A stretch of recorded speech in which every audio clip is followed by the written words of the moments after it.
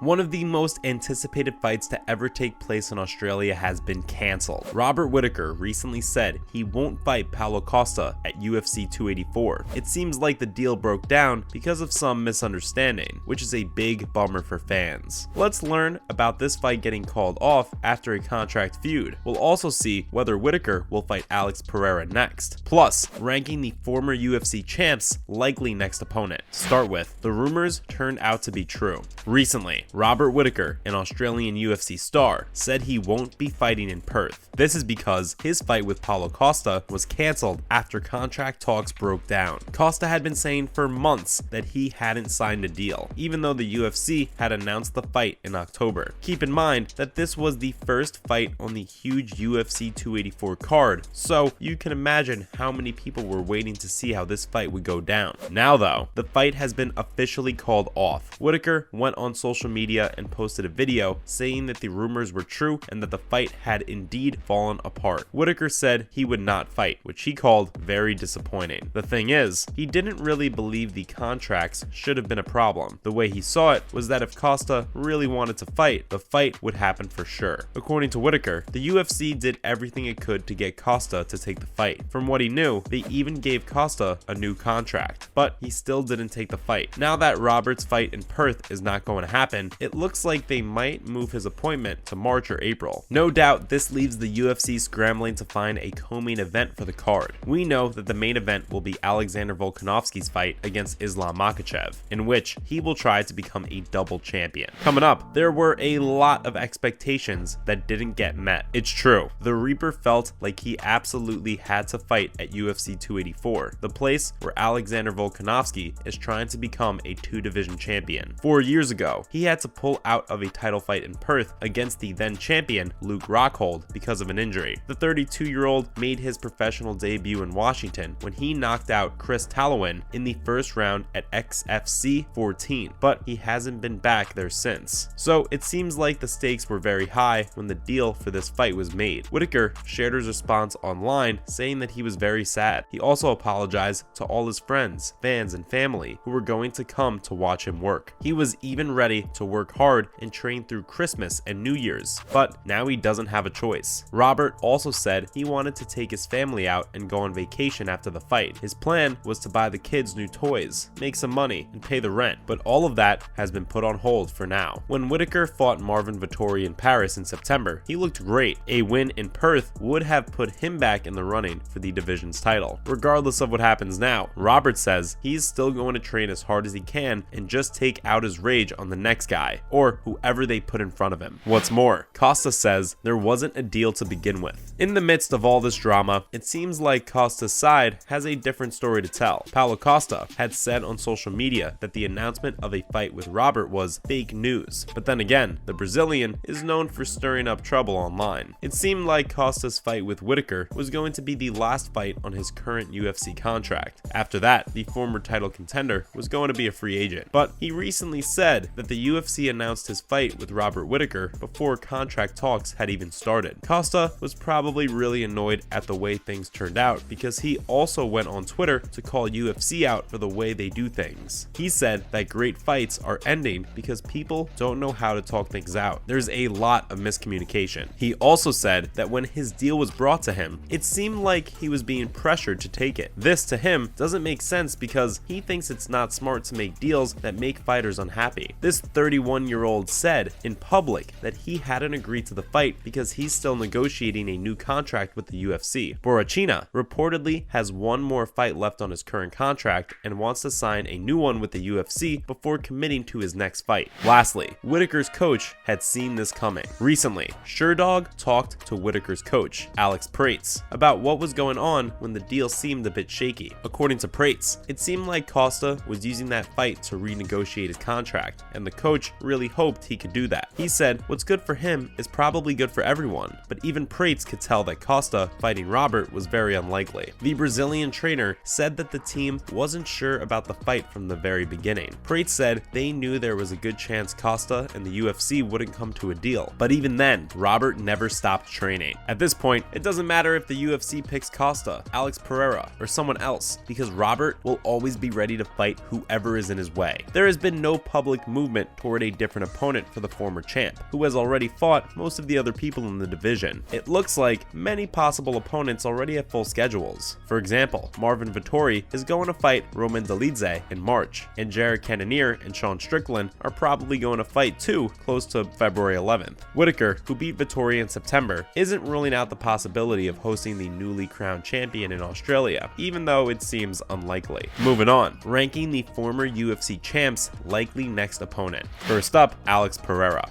After Pereira's TKO win over Adesanya, which sent shockwaves through the sport, Whittaker said he thought he could beat the new middleweight champion. He told Fox Sports that he definitely stands up straighter, and he doesn't lean back and fade away as well as Izzy does. He also said Izzy is more of a defensive striker, so he thought it would be a much better fight for him from a technical standpoint. Even though he lost to the Brazilian for the third time in a row, he may have to wait his turn because Adesanya asked for a rematch right away.